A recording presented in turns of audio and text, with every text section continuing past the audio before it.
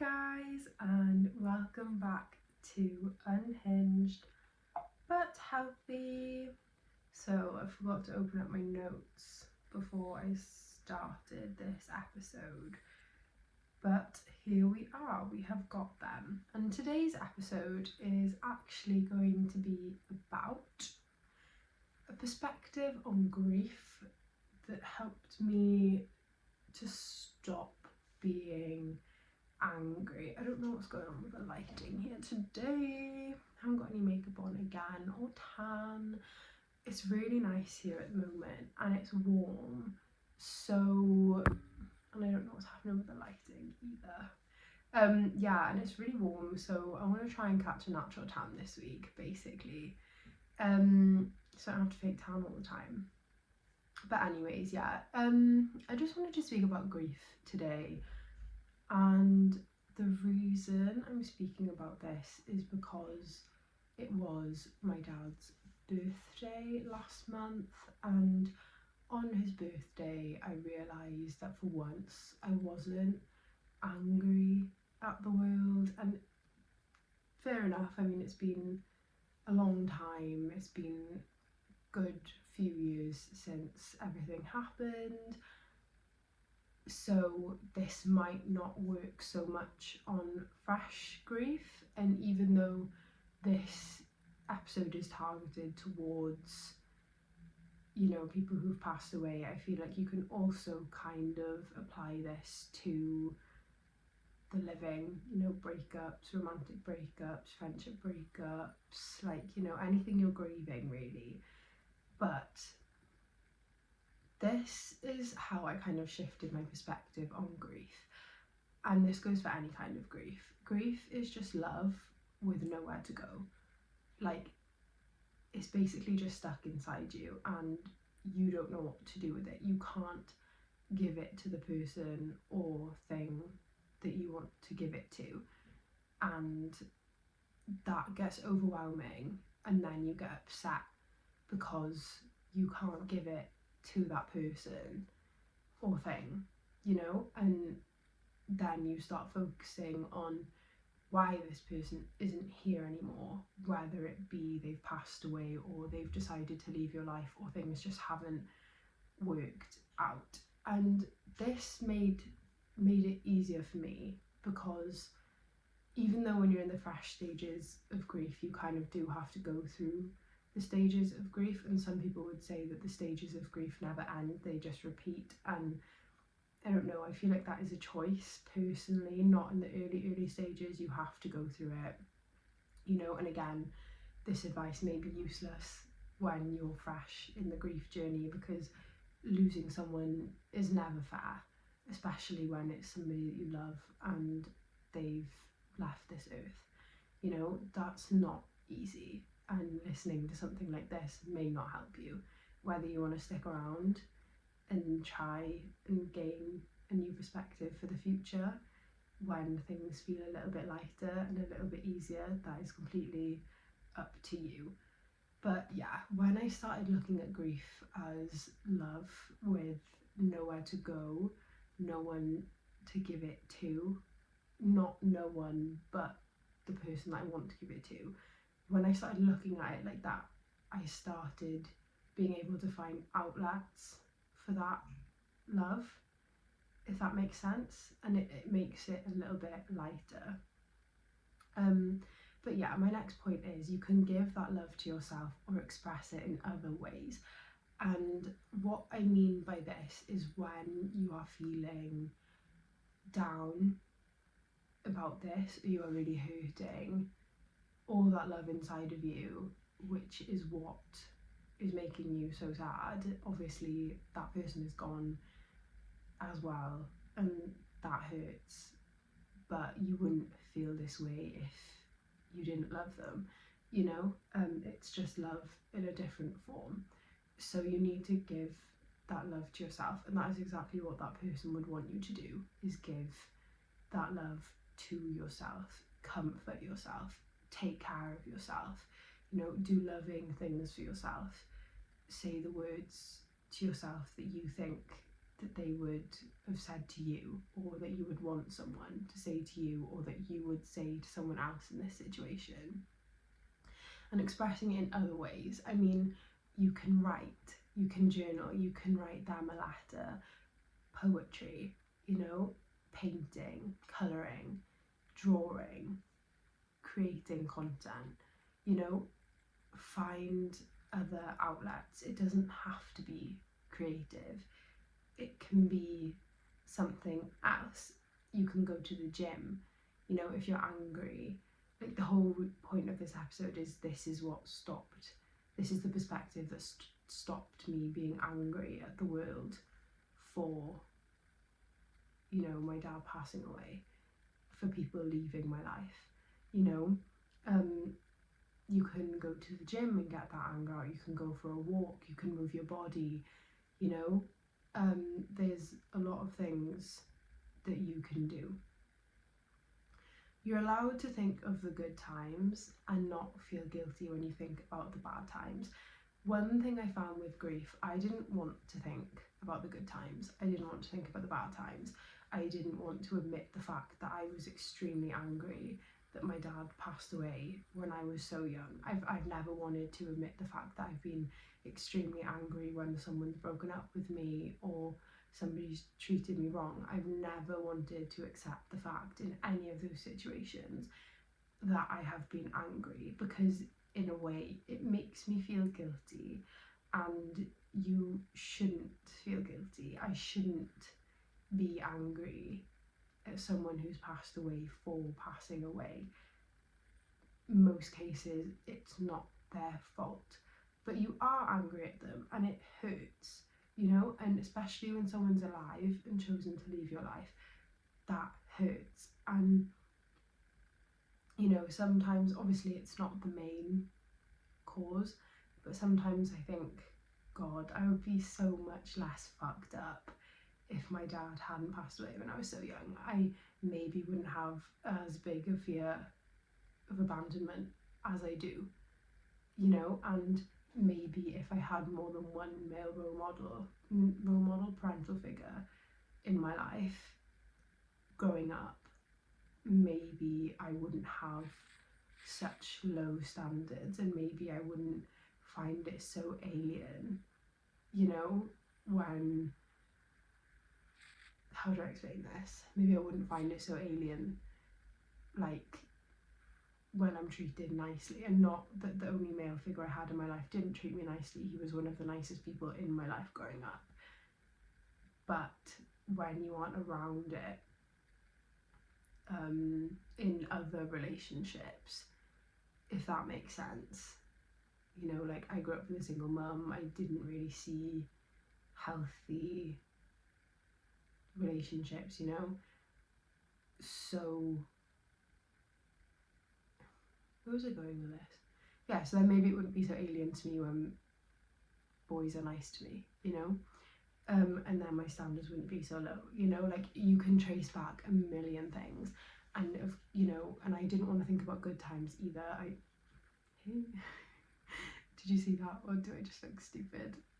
Yeah, anyways, I didn't want to think about the good times at all, because then I was like, I don't want to remember the good times when I can't have them anymore.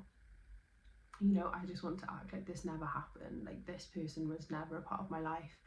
And, you know, that's generally a quick fix. And I'm going to tell you now, it's not a quick fix. It stalls absolutely everything. Like, I've had a situation recently where, you know, they always say on TikTok, Delulu is the Salulu. And yeah, it is, until you're drunk and then you're screaming, crying because Delulu wears off and you're faced with reality, you know, and that's not healthy. And yes, I know, law of assumption, all this blah blah blah, but that's really off topic for this episode. Anyways, yeah, but you are allowed, it's good, it's great, you're keeping the memory of them alive when you're thinking about the good times. And this goes for someone that's passed away, not for somebody that's just left your life. I would recommend that sometimes you don't want to keep that memory alive if that is why you're listening to this. But yeah, and it's nice, you know, like it's nice to have those memories, and it's nice to keep them alive in your mind, and it's nice to tell other people those stories and show other people those pictures, because as long as they're alive in memory, they are here, you know, and they're around. But equally, it's just as okay to think about the bad times. Just because somebody has, again, this is for somebody that's passed away, um, just because somebody has left this earth, and you may think, oh my god, like I've really, really taken them for granted, like, you know, I can't be angry at them, they're not here anymore. Like, it is fully okay. Like, it doesn't make any of the feelings that you had when they were here less valid. It makes those feelings no less valid. And this is different for me because I was so young. But if you did have conflict with somebody that passed away, and then they pass away, and you feel guilty, and you think, oh my god, I can't believe I had all this resentment towards them, blah blah blah, like, no, that's still completely fine. It doesn't mean that you love them any less. It doesn't mean that you miss them any less. Like, you had those feelings towards them because you loved them, you know, and that wasn't your whole relationship. That wasn't everything, you know. Like, it's okay to be angry that they're no longer here. It's okay to be, it's completely okay. It's just completely okay to feel however you feel about the situation. And the truth of it is, you have to let yourself feel that way in order to heal. And I don't think it's something you ever fully heal from. Somebody that you love passing away, you know, I don't think that is something you ever fully heal from. Again, it's different if somebody has left your life and they're still alive. You can heal from that. But, you know, it's just devastating, isn't it, when somebody leaves and you know you're not going to see them again in this lifetime. That's hard. But yeah, it's okay to think of the good times, keep the memories alive, share the stories, share the pictures, and it's completely okay to think of the bad times too. And I think when you start to think of the bad times and you're okay with that and you don't feel like an awful person, then yeah, I think that's also a sign that you're healing. My next point is that person wouldn't want you to be angry or upset, and that doesn't change the fact that you are upset. There's nothing worse than wishing that you could speak to someone or see someone one last time. Like, you know, there's so many times where I've thought, like, I would do anything, you know, just to experience some time with my dad now. Like, there's so many times where I've been like, okay, like, I'm gonna get married, I'm gonna have kids, that the person that I'm gonna spend my life with and my friends, never met him, you know, and that is really sad to me. But yeah, you just kind of have to think, like, they're always here in spirit, you know, like, energy never dies. It just takes on a new form, and they wouldn't want you to be angry or upset, and you're completely allowed to be, but they wouldn't want you to suffer, especially not because of them, and they would want you to move through it eventually once the initial phases of it have passed. But yeah, if you're not going to do it for yourself, do it for them. Don't push it back or it will keep coming up. So that, again, I have basically just touched on. You want to remember this person, not pretend that they never existed. And this was really hard for me. I feel like when I was growing up, I think it was a month before my 6th birthday when my dad passed away.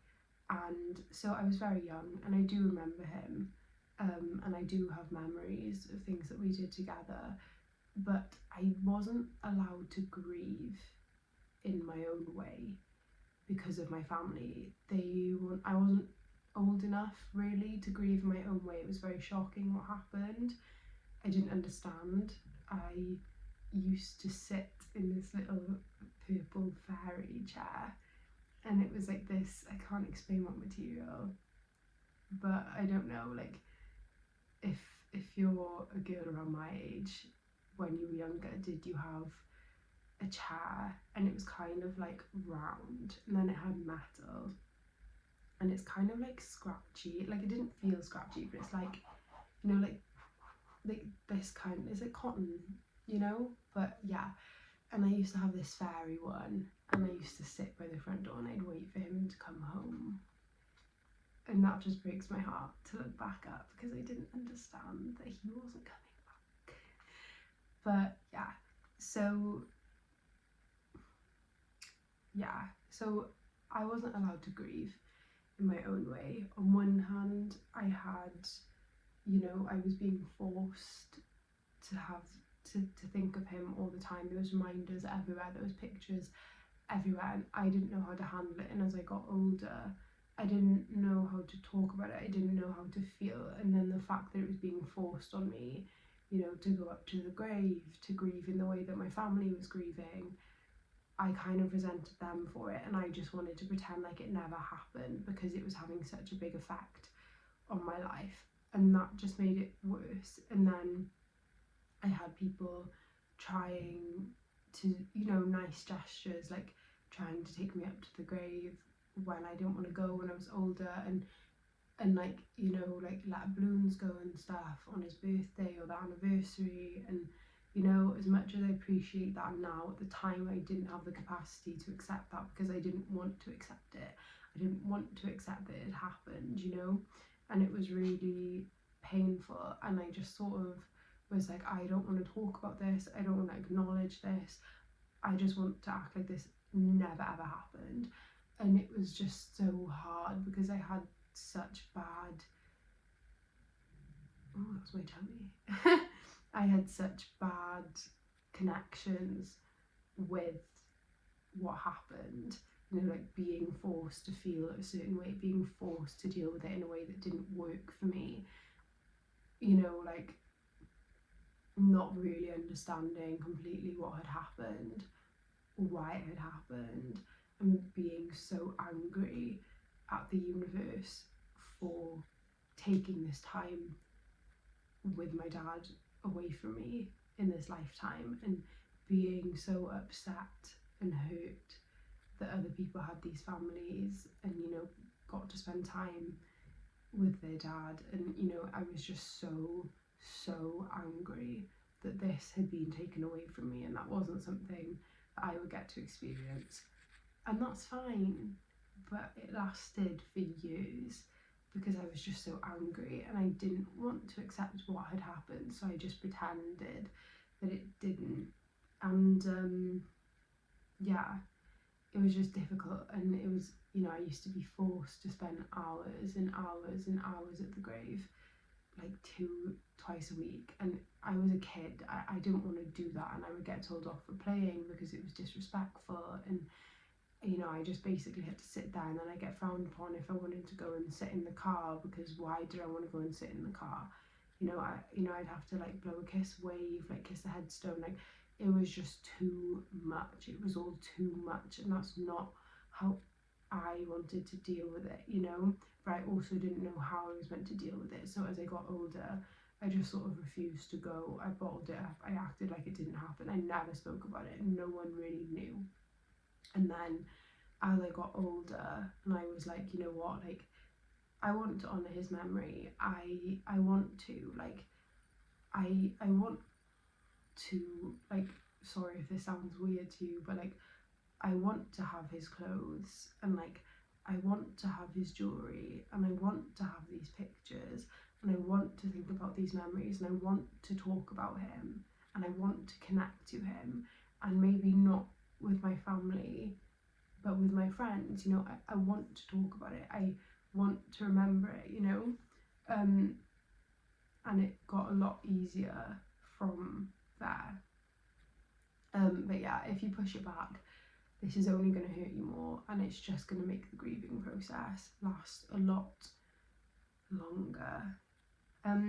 Okay, this next point is not going to sit well if this is fresh for you, but everything happens in the way it's meant to, and sometimes that is just shitty. You know, I feel like with a breakup of any kind, or like losing your job, you can kind of chalk that up to, okay, well, clearly that wasn't meant for me. When someone you love passes away, it's very hard to accept that that was just their time. You know, that was just their time. Their time here was up. And it's hard to accept the fact that you're never going to see them again in this lifetime. And it's just shit. And, you know, there may not be a reason to it, but everything happens in the way that it's meant to, and unfortunately that just means that this was meant to happen now. Energy never dies, it just shifts form. So I've briefly said this, and this is science. Energy literally never dies, and we are made up of all these little atoms. We are energy, everything is energy, and we're all just, you know, little vibrating atoms. And so, you know, it's literally impossible for them to be gone. Their energy is still here somewhere, it's just taken on a new form. Acceptance will help dissipate anger, and this is so true. The more you accept that it's happened, and the more you try and connect to them in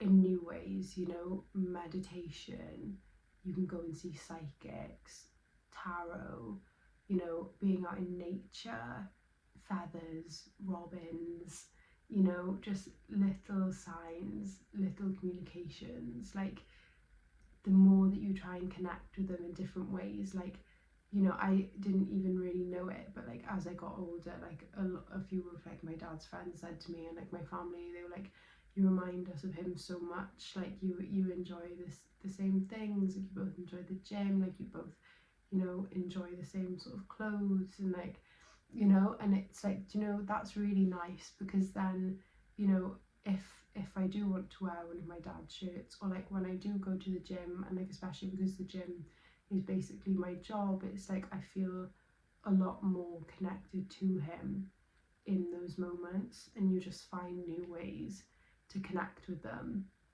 you know, all communication and all feelings tied to them, and still feeling them around. Like, it's not all gone. It might feel like it, but it's not, and you just have to find what works for you. And I feel like this will make you a lot less angry, and I often think like my life wouldn't be the way it is now, and sometimes I do wonder how my life would be if my dad was still around, and I do wonder how my life would be if certain people stuck around, but that's not for me to know, or it would have happened. You know, this is how things were meant to be, and I wouldn't be the person I am today, as sad as it is, without that happening. And whether I'd be better or worse if he was here, it's not for me to know, you know. But yeah, finding those new ways to communicate and feel their presence, and sort of accepting it that little bit more, it 100% helps to dissipate that anger. And that was my next point. You wouldn't be who you are now without that event happening, and maybe your life would have been different. And you can only be grateful for what your life is now, you know? You can't change anything, and I know it hurts. It really hurts, whatever sort of grief or loss you are going through. And I can't promise you that it's not going to hurt forever, but time heals. And it's difficult sometimes because time passes, and you get scared that you're going to forget someone. But again, all the more important to not just act like it didn't happen, like they didn't exist, and push it back. All the more to speak about them. This is if someone's passed away. All the more to speak about them, replay those memories, share those pictures, you know, keep them alive in your mind. And these last 2 points I've also touched on. So give yourself compassion and love, and journal to let those feelings out. And that's all you can do. You have to take care of yourself, and you have to remind yourself that's what they would want, is for you to take care of yourself, you know? So why would you neglect yourself when that's not what they'd want? And I know it's hard because you probably feel so run down and so out of energy and so drained, so out of energy. But even more the reason to take care of yourself, you know? If you miss them so much and you love them so much and you're hurting so much, why would you not do what they would want for you, you know? And journaling, yeah, I mean, it just helps, doesn't it? You're just getting all of that stuff down on paper, and it really is true that it helps. Like, a few times recently I felt really resistant, like just here, like in my heart, like really resistant, and I feel like I'm not 100% sure what I'm actually upset about, and then I've just brain dumped everything that's been on my mind, and as it comes up, and then when I start crying, I'm like, okay, this is what I'm upset about, this is what's hurting me right now. And it's the exact same thing, it just gets those feelings out, you know? Like, you can speak about how you're hurt and about how you feel like you'll never get over this, and you can just cry and cry and cry out and just physically release those emotions. Like, nothing is off limits. Just write about it if you're angry at them, you know, write about it if you're scared that you're going to forget them. Like, just, you know, do what's best for you. Don't store those emotions, because you'll only regret it later on when it comes up again, or you get ill, you know? But yeah, I'm sending lots of love to you. If you had to listen to this episode, I'm really sorry, and I'm sending you a massive big hug, and I hope you feel better soon, and I hope it passes, and I hope things feel a little less heavy for you in time. But yeah, lots of love, guys.